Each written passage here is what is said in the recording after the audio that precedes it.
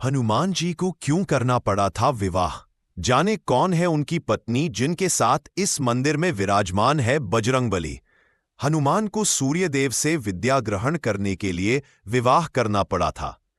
कुछ ऐसी विद्याएं थीं जिन्हें केवल विवाहित होकर ही सीखा जा सकता था, इसलिए सूर्यदेव के कहने पर हनुमान जी ने सूर्यदेव की पुत्री सुवर्चला से विवाह किया था।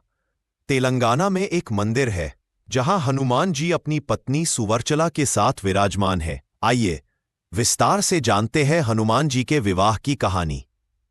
जी हां, जब हनुमान जी ने भगवान सूर्य को अपना गुरु बनाया था और उनसे शिक्षा ले रहे थे, लेकिन इस दौरान एक समस्या आ गई। वास्तव में सूर्यदेव हनुमान जी को 9 में से केवल 5 तरह की विद्या ही सिखा पाए, क्योंकि बाकी 4 विद्या केवल विवाहित को सिखाई जा सकती थी। सूर्यदेव सृष्टि की मर्यादा नहीं तोड़ सकते थे। सूर्यदेव के सामने एक बड़ा धर्म संकट आ खड़ा हुआ।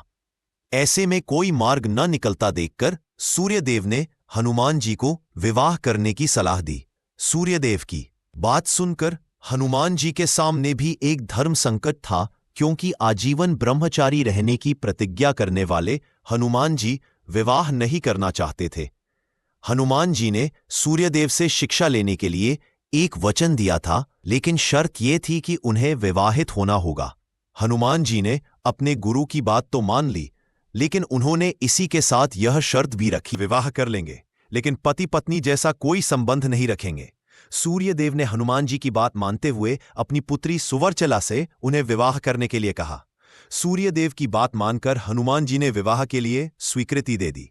इस तरह सूर्यदेव की तेजस्वी और तपस्वी पुत्री सुवर्चला के साथ हनुमान जी का विवाह हुआ।